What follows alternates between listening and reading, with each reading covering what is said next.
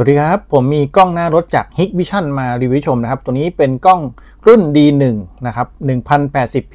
ผมอ่านว่า Hikvision มาตลอดเลยนะจริงเขาอ่านว่า Hikvision นะครับความละเอียดค่อนข้างชัดเมื่อเทียบกับสเปคนะครับถ้าเกิดว่าคุณมีงบไม่เกินพันเนี่ยตัวนี้ค่อนข้างเหมาะเลยกับการเป็นกล้องหน้ารถนะครับผมก็จะเอามารีวิวให้ชมแล้วก็ทำวิธีตั้งค่าไว้ให้แต่ถ้าเกิดคุณมีงบเพิ่มขึ้นอีกสัก500 บาท D1 Pro ก็ชัดกว่านะครับตัวนี้ก็สามารถใช้งานได้ทั้งคู่ 1080p จริงๆก็เพียงพอกับการใช้เป็นกล้องหน้ารถนะครับ D1 ก็เพียงพอนะ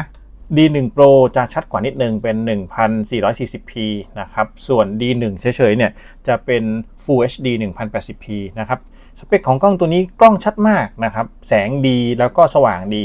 ตัวนี้เป็นกล้องที่มาพร้อม Wi-Fi สามารถเอามือถือเชื่อมต่อ Wi-Fi เพื่อดูตั้งค่าแล้วก็โหลดวิดีโอได้เลยนะครับสามารถใส่เมมโมรีได้สูงสุด128กิกนะครับก็ถือว่าเพียงพอกับการใช้งานโฟกัสเข้าอยู่ที่ 2.0 นะครับก็ถือว่าค่อนข้างโอเคเลยกับกล้องรุ่นนี้สามารถที่จะ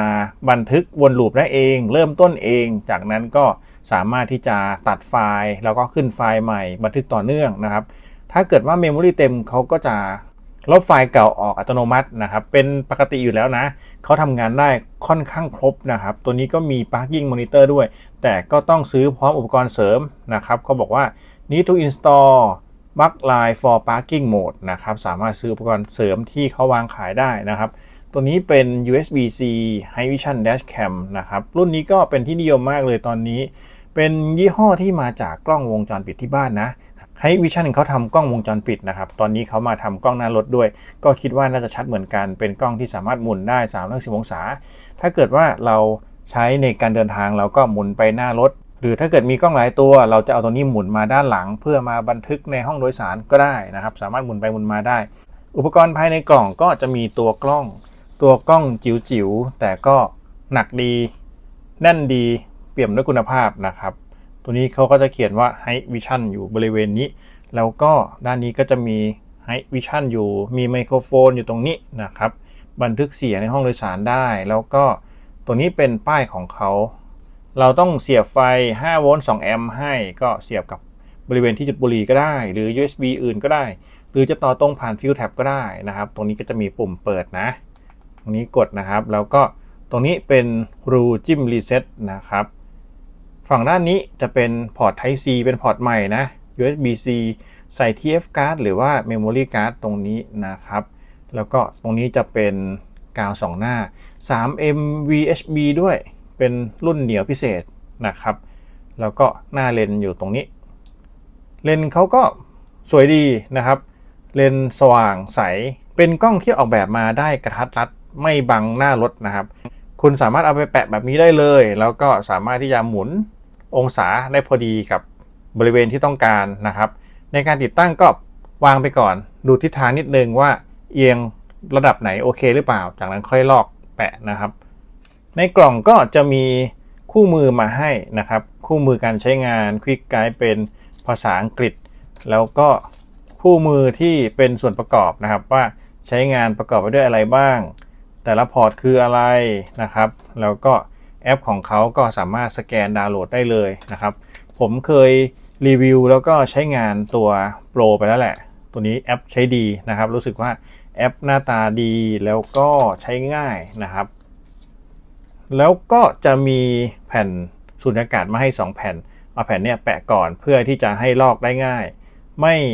มีอันตรายกับฟิล์มนะครับสามารถลอกได้โดยที่ไม่ทิ้งกาวก็ใช้แผ่นสูญญากาศที่เขาเอามาให้ตรงนี้แผ่นเล็กๆเองนะก็ถือว่าโอเคเพียงพอนะครับเพราะว่ากล้องเขาน้ำหนักไม่หนักมากแต่แน่นดีนะครับตัวนี้จะใช้หัวชาร์จที่เป็น5 โวลต์ 2 แอมป์นะครับเขาก็มีแถมหัวชาร์จมาให้ตรงนี้5 โวลต์ 2 แอมป์ขนาดจิ๋วๆนะสามารถเอาไปเสียบกับช่องจุดบุหรี่ได้เลย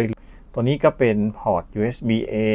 to USB-C นะครับปกติแล้วสายเขายาว3 เมตรนะครับ3 เมตรก็เพียงพอกับการเดินจากบริเวณที่ติดกล้องมายังที่จุดบุหรี่ผ่านขอบกระจกมาครับตัวนี้ก็เพียงพออยู่แล้วผมเคยเดินมาก็ถือว่าเหลือเฟือนะถ้าเกิดใครต้องการเก็บสายสวยๆเนี่ยก็กล้อง Hikvision เขาก็รองรับอยู่แล้วสบายๆนะครับวิธีการเชื่อมต่อแล้วก็ติดตั้งใช้งานกล้อง Hikvision Dashcam D1 ก็สามารถทำได้คล้ายกันกับ D1 Pro นะครับเอากล้องสแกน QR Code ในคู่มือจากนั้นก็กดลิงก์ครับ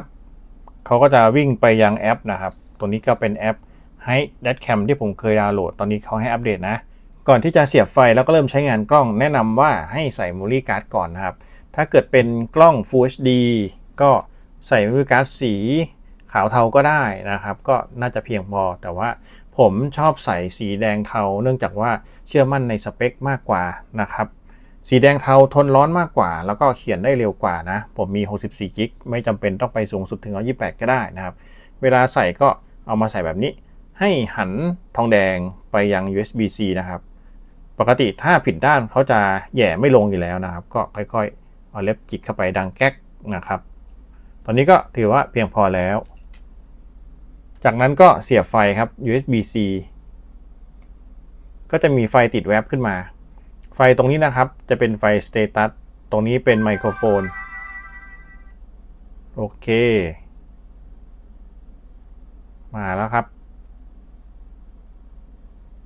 พร้อมเชื่อมต่อนะครับปกติกล้องหน้ารถเขาทำงานเร็วอยู่แล้วนะครับถ้าเกิดว่าเราสตาร์ทรถเนี่ยเขาก็จะเริ่มบันทึกได้แป๊บเดียวนะครับจากนั้นก็เปิดมือถือพยายามเชื่อมต่อ Wi-Fi ครับเชื่อมต่อ Wi-Fi ของมือถือเข้ากับ Wi-Fi ของกล้องนะครับ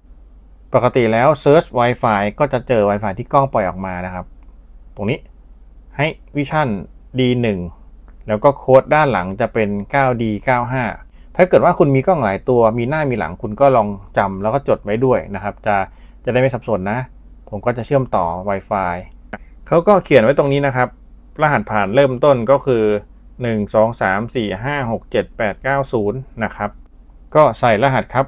1 2 3 4 5 6 7 8 9 0เชื่อมต่อกล้องก็จะเชื่อมต่อ Wi-Fi กับมือถือนะครับรอเขาเชื่อมต่อกันจังหวะนี้มือถือจะออกเน็ตไม่ได้นะไม่ต้องกังวลนะครับเพราะว่าแอปเขาออกเน็ตไปแล้ว1 รอบนะครับ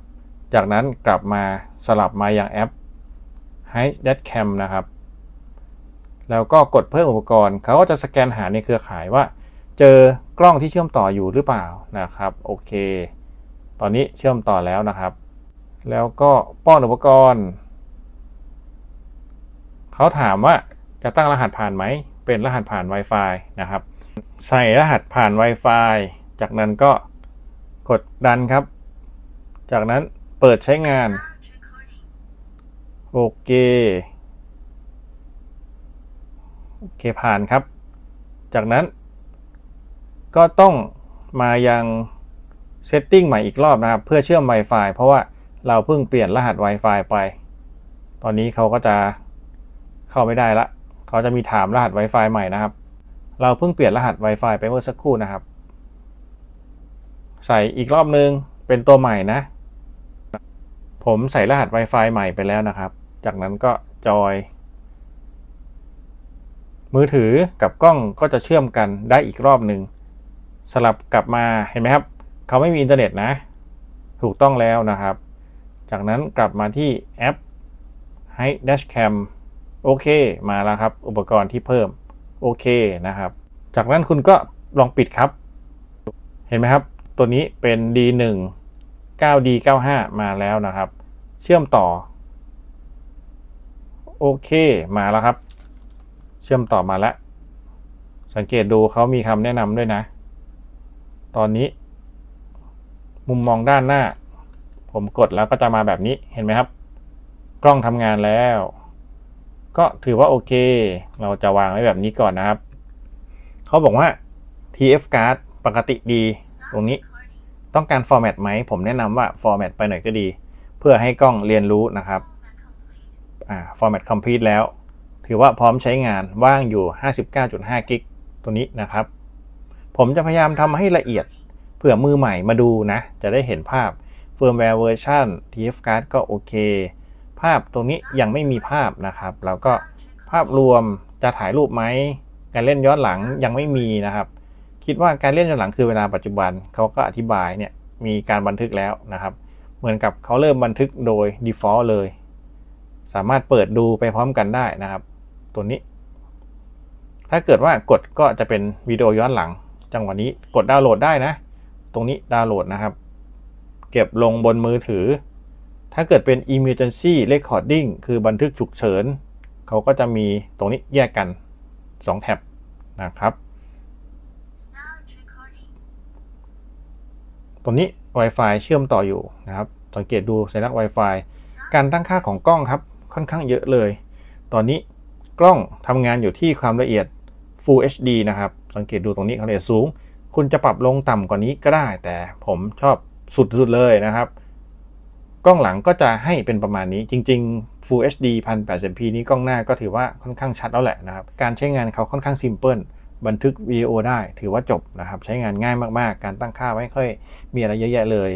ค่า default ก็ใช้งานได้แล้วนะครับตอนนี้ก็กลับมาเป็นหน้าแรกผมก็จะเอากล้องตัวเนี้ยไปติดมันง่ายมากครับถ้าเกิดว่าเราต้องการกดเล่นเรียลไทม์ก็ตามนี้เลยเห็นไหมครับกล้องค่อนข้างชัดถึงชัดมากยืนยันให้ครับว่า Full HD ก็ชัดแล้วแค่นี้คุณก็สามารถเอากล้องตัวเนี้ยไปแปะบนกระจกได้แล้วนะครับแปะแผ่นสุญญากาศไปก่อนแล้วก็แปะตัวนี้ตามลากสายแค่นี้ก็จบง่ายมากทำเองได้เลยนะครับในการติดตั้งนะครับทั่วๆไปก็ให้คุณลอกฝั่งนี้นะครับที่เป็น before application ตรงนี้ออกมานะแล้วก็เอาฝั่งที่เป็นใสๆไปติดทั้งบนตรงนี้นะครับที่ผมติดเอาไว้ตรงนี้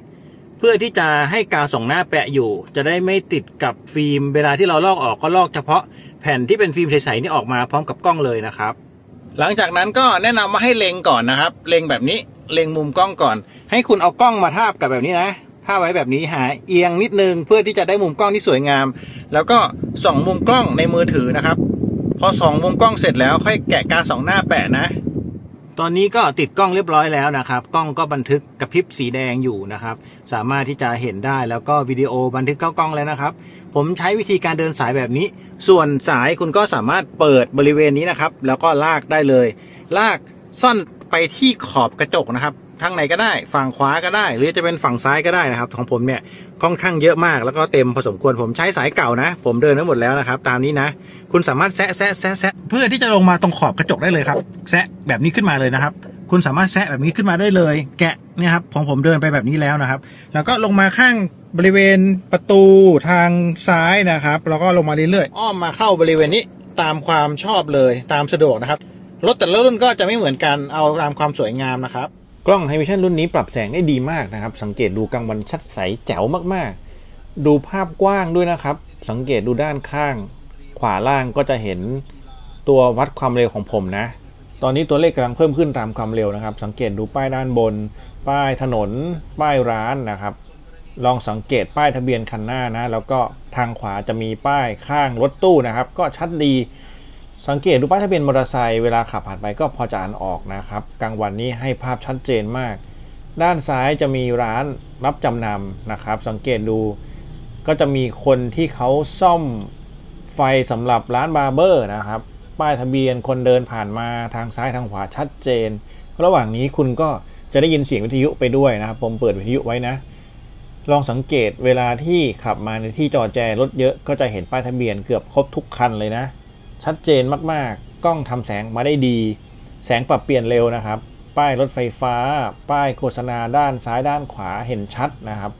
ถือว่าโอเคเลยตัวกล้องเองก็ไม่ร้อนเนื่องจากว่าเขามีอลูมิเนียมที่จะเอาไว้กระจายความร้อนนะตัวที่เห็นบริเวณที่ติดกระจกเนี่ยจะเป็นอลูมิเนียมนะครับสังเกตดูเวลาที่เข้าร่มแสงลดลงเขาก็จะกระจายแสงได้อย่างรวดเร็วนะครับบริเวณที่เป็นเลี้ยวสี่แยกอะไรพวกนี้ป้ายชัดทั้งซ้ายทั้งขวาดูป้ายตำรวจป้ายทะเบียนคันหน้ารวมถึงจังหวะเลี้ยวอะไรพวกนี้ครับจังหวะเบียดอะไรพวกนี้เก็บได้หมดเลยถือว่าทำออกมาได้ดีครับมุมกล้องกว้างสีสวยป้ายชัดถึงแม้จะย้อนแสงนิดนึงก็ยังเห็นป้ายครบนะครับตรงนี้ก็ถือว่าย้อนแสงเล็กน้อยกลางคืนทำออกมาได้ดีครับผมกำลังจะทดสอบขับกลางคืนในบริเวณที่มืดนะผมก็จะเริ่มบันทึกเสียงนะครับเสียงที่พูดอยู่จะเป็นเสียงจากไมโครโฟนของกล้องเองนะครับถนนเส้นนี้เป็นถนนที่ไฟค่อนข้างสว่างนะครับแต่ก็ไม่สว่างมากเกินไปเป็นไฟข้างทางมากกว่านะครับลองชมแสงที่ได้จากกล้องนะผมก็จะขับไปเรื่อยๆแล้วก็เล่าไปเรื่อยๆตอนนี้ก็กำลังจะออกถนนสาทรนะครับก็เป็นถนนเส้นหนึ่งที่น่าจะทำความเร็วได้มาดูกันว่าตอนขับเร็วๆกลางคืนเนี่ยภาพจะเป็นยังไงนะครับตอนนี้ก็เดี๋ยวรอติดไฟแดงสักครู่